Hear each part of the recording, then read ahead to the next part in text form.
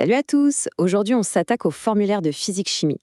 Alors non, ce n'est pas juste une liste de formules à mémoriser. Voyez-le plutôt comme une sorte de carte, une carte pour explorer les grandes lois qui régissent notre monde. Bon, d'accord. Un document comme ça peut faire un peu peur à première vue, on est d'accord. Mais pas de panique, on va le découper en 4 grands domaines pour que tout devienne beaucoup plus clair et accessible. Allez, c'est parti, on y va. On commence donc avec notre premier pilier, la chimie. C'est la science qui s'intéresse à quoi? Eh bien, à la matière, à comment elle se transforme. En gros, comment les choses se créent, se défont et interagissent entre elles au niveau des atomes et des molécules. Dans cette partie, il y a vraiment de tout. Ça va des réactions qu'on trouve dans une simple pile aux équilibres acide-base. Mais pour vraiment saisir l'essentiel, on va se focaliser sur deux concepts qui sont absolument fondamentaux. Ah, le fameux TH. Ce n'est pas juste une équation abstraite, hein. C'est l'échelle universelle qui nous permet de mesurer l'acidité d'une solution. C'est grâce à ça qu'on peut dire si un liquide est acide, comme du jus de citron, ou au contraire basique, comme de l'eau de Javel. C'est vraiment l'outil de mesure de base en chimie. Et là, hop, on change complètement d'échelle avec la décroissance radioactive. Cette formule, elle nous permet de prédire combien de noyaux radioactifs il restera dans un échantillon après un certain temps. C'est le principe incroyable qui se cache derrière la datation au carbone 14, par exemple. Fascinant, non? Allez, on enchaîne avec le deuxième gros morceau, la mécanique. Ici, l'objectif est simple, définir et surtout prédire comment les objets bougent. Et ça marche aussi bien pour une planète qui tourne autour du Soleil que pour une simple balle qui tombe par terre. Ce qu'il faut bien voir ici, c'est que la mécanique, ça fait le pont entre les forces, qui sont la cause du mouvement, et l'énergie, qui en est la mesure. Justement, allons voir la relation centrale qui unit ces deux concepts. Et la voilà, la fameuse sigma F égale A, la deuxième loi de Newton.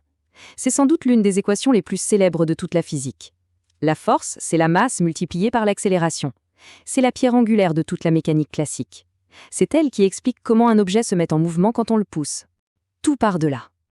Et logiquement, une fois qu'un objet est en mouvement, il a de l'énergie. Mais combien? C'est là qu'intervient l'énergie cinétique. Et ce que nous dit cette formule, c'est que l'énergie dépend de la masse, bien sûr, mais surtout, et c'est ça qui est crucial, du carré de sa vitesse. Ça veut dire que si on double la vitesse, on quadruple l'énergie. Troisième chapitre. On a vu la matière, on a vu le mouvement. Il est temps de s'intéresser à l'énergie elle-même avec la thermodynamique.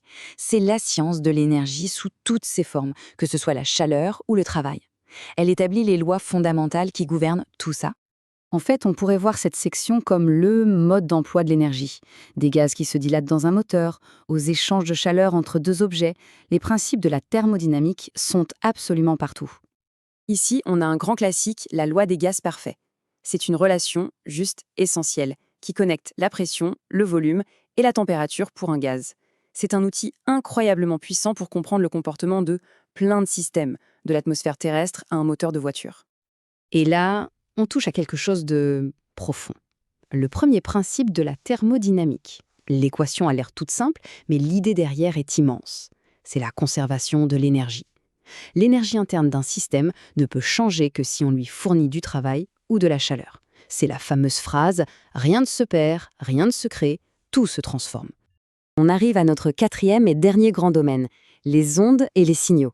C'est la branche de la physique qui va décrire des phénomènes qui semblent très différents, comme la lumière, le son ou même les courants électriques.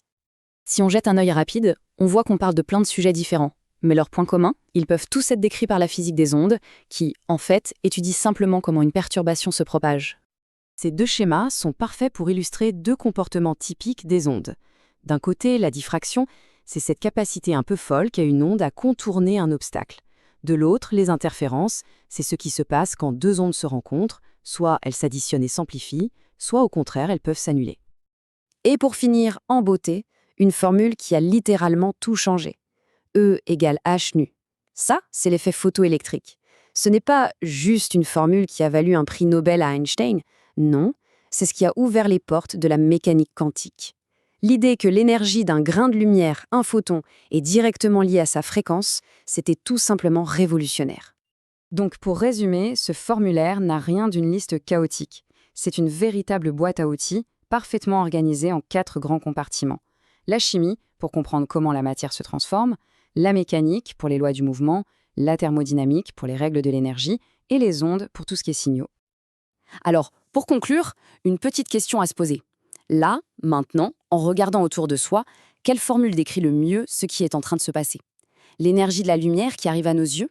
Les lois du mouvement qui régissent le moindre objet? La thermodynamique d'une boisson chaude? Finalement, on se rend compte que ces formules, elles ne sont pas juste sur du papier, elles sont partout, tout le temps.